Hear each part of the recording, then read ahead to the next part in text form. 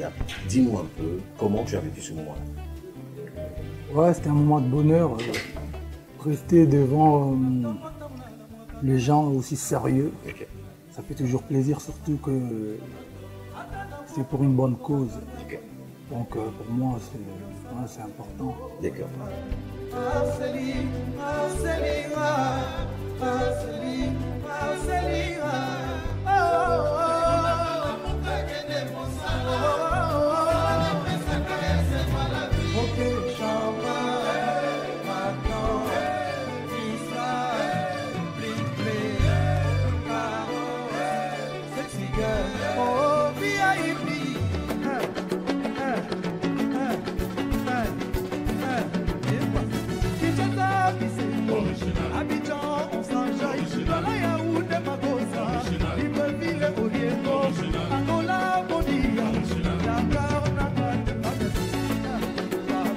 Comment se comporte l'album Triple Contrôle sur le marché? Ouais, l'album se comporte très bien. On a sorti déjà pas mal de clips et je pense que mon public est content. Ça faisait très longtemps qu'ils attendaient cet album et je pense qu'ils sont servis. Et voilà, il y a tous les jours, les gens découvrent de nouvelles chansons. Et voilà, je pense qu'ils apprécient le boulot. On sait que tu as fait un featuring avec un chanteur américain qui est d'une grande réputation, Robert Kelly. Et dis-nous un peu comment se contactent ces produits. On s'est croisés en 2010, à l'époque de... On avait fait une collaboration où il y avait 7 ou 8 artistes africains. Le R. Kelly, le projet s'appelait One Eight. D'accord. Donc moi j'étais le seul artiste congolais. Il y avait en Côte d'Ivoire, je ne sais pas s'il y avait un artiste. Il y avait des artistes tanzaniens, ghanéens et gabonais. Il y avait une Kenyane aussi. Donc bref, ils sont arrivés genre 2-3 jours avant moi. Moi j'étais en tournée en Afrique. Donc entre le concert de vendredi et l'autre vendredi, j'ai pris l'avion rapidement pour aller rejoindre les artistes à Chicago, d'ailleurs, chez lui, dans sa ville. Donc je suis arrivé en retard. Et il était curieux de rencontrer tous les artistes, donc notamment moi je suis arrivé 3 jours après les autres. Quand je suis arrivé, je ne parlais même pas anglais. Et au studio, on a commencé à échanger vite fait. Il a découvert que j'étais un peu talentueux, quoi. C'est clair. Et donc, après, pendant nos heures libres, moi je grattais à la guitare, j'improvisais. Il m'a surpris en train de gratter à la guitare. Il dit, ah, can you play a lobby? Donc j'ai joué, can you sing something? Donc j'ai chanté vite fait. Il a dit, wow. Il m'a amené derrière le studio. Il a demandé que je chante, si je pouvais chanter pour sa femme ou sa copine.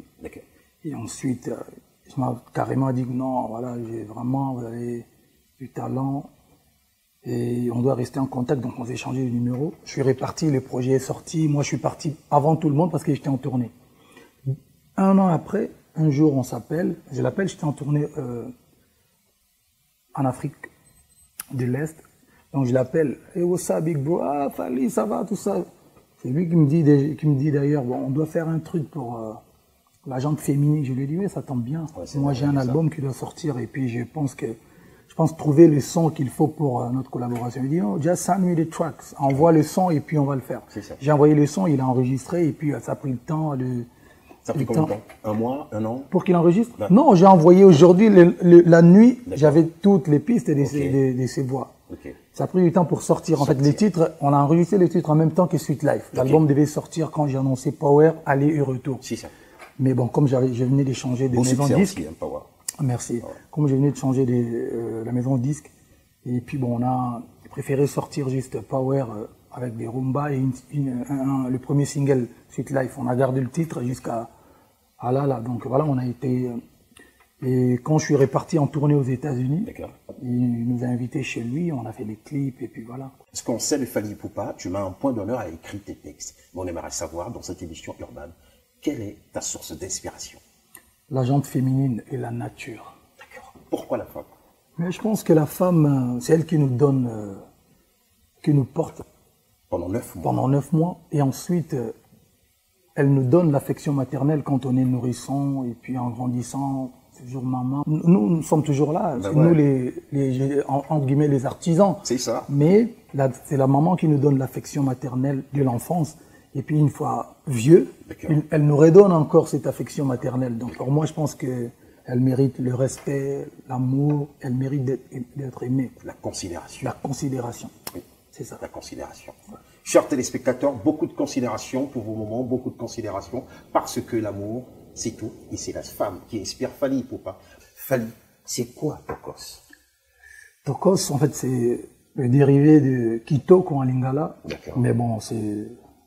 Voilà, je voulais quand même personnaliser. Et puis, je pense qu'un artiste, elle doit avoir son mode de vie, comme vous dites, et puis sa façon de parler et sa façon d'être. Donc moi, j'ai créé, c'est à peu près comme mon slang, quoi. Quand vous entendez, vous écoutez Tokos, vous savez très bien d'où ça vient. Donc ça fait beau. Voilà. Ça fait beau. Et tu as une particularité, après une manière de dire Tokos. Chers téléspectateurs, écoutez et regardez. Tokos. Je vous ai dit, c'est unique. Voilà.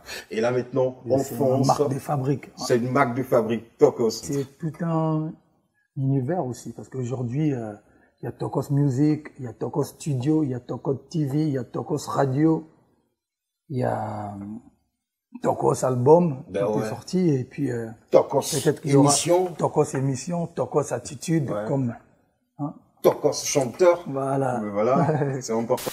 Si on te demandait dans toutes tes chansons de choisir une chanson, laquelle des chansons choisirais-tu? Ça va être compliqué, c'est comme si on vous demande de choisir parmi tous tes enfants, que tu choisisses un. Ça va être compliqué. Non, c'est compliqué. Sincèrement, je pense que pour un artiste, sinon j'enregistrerai que des singles. D'accord. Quand je sors un album de plus de 30 titres, ça veut dire que j'ai validé tous les morceaux et je les aime. J'ai pas de chanson préférée. Ça peut arriver, j'ai des souvenirs, j'ai des occasions, mais avoir un seul titre. Faire un choix, c'est pas évident. Ça va être compliqué. Si je vais jouer en mode je vous dirais peut-être le dernier single en date.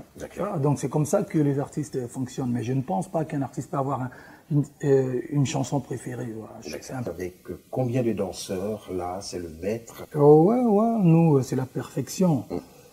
J'ai pas des danseurs, en fait. Nous, là, dans notre musique, c'est vrai qu'il y a des danseuses. Mais des danseurs comme tels, moi, en tout cas, j'ai jamais eu des danseurs, sauf si j'ai oublié. Mais nous, ça veut dire que tout artiste congolais est d'abord chanteur et ensuite danseur. C'est-à-dire, quand vous voyez la chorégraphie, c'est les artistes qui m'accompagnent. Ils sont chanteurs, ils sont auteurs, compositeurs et ils sont danseurs en même temps. D'accord. Voilà, mais par contre, il y a des danseuses. D'accord. Mais on a un maître chorégraphe qui collabore avec nous. Même le maître chorégraphe, c'est pas forcément lui qui donne toutes les idées. C'est un travail collectif, en fait. D'accord. Je donne des idées, il y a des artistes qui donnent des idées, ils donnent aussi des idées, mais lui, il s'occupe plus des danseuses. Donc, il n'y a pas de danseur dans cette image que vous venez de voir là. C'est des chanteurs qui dansent. D'accord, ok. Des chanteurs qui dansent. Comme moi, à l'époque, avec Kofi, j'étais chanteur, auteur, compositeur. Et puis, j'ai dansé. D'accord, ok. Très bon danseur. Moi, je le confirme. Ouais, je suis pas mal. Très souvent, je regardais des vidéos avec Kofi, je veux dire, et j'apprenais même à danser de par tes pas de danse. C'est bien. C'est-à-dire qu'on a fait du job, qu'on a fait le boulot. Pourquoi pas. Et quand c'est comme ça chez nous, dans cette émission, tu sais comment on l'appelle? Comment? C'est le show. Le show. Tokos, c'est le show, c'est Fally Ipupa, c'est notre émission, c'est ton émission urbaine, l'émission qui est égale à ton style de vie. Et Fally, de passage à Abidjan à l'occasion du forum Mo Ibrahim, c'est une fondation. Pourquoi avoir accepté d'associer ton image de marque à ce forum? Ouais, parce que je pense que, comme j'ai dit tout à l'heure, c'est une idée louable. Moi, je suis africain et en tant qu'artiste, on essaye de lancer le message de paix, message d'amour, message l'Afrique doit être unie. Et moi, Ibrahim, pour moi, c'est je viens juste d'apprendre que c'est le gars qui donne 5 millions à tous les présidents qui acceptent de quitter leur pouvoir. C'est archi Tokos, ça. Donc pour moi, c'est pour une bonne cause et c'est pour. Je suis venu pour apporter une petite pierre parce qu'aujourd'hui, si on avait des gens comme Mo Ibrahim ou des fondations comme la fondation Mo Ibrahim, on allait vraiment faire évoluer notre continent. Moi, j'ai une fondation qui œuvre, mais bon, qui ne donne pas 5 millions au président qui veut le quitter. Hein. Mais qui essaye d'aider quand même les Africains. D'accord. Donc, et pour toi, c'est important. C'est très important. Ouais, très important. Ouais, c'est très important comme on dit les Américains, de give back. D'accord. Ouais. Alors, Fally Ipupa a toujours œuvré dans le social, sur tout le continent. Ouais. Oui, j'ai une fondation qui date de près de 5 ou plus de 5 ans. Okay. Et voilà, notre première action. On est aujourd'hui, je pense qu'on est à notre 18e action, des grandes actions. Je vous épargne des petites. On a offert une ambulance à l'hôpital général de Goma. On a été visiter les femmes violées à l'hôpital de notre prix Nobel Dr Mukwege.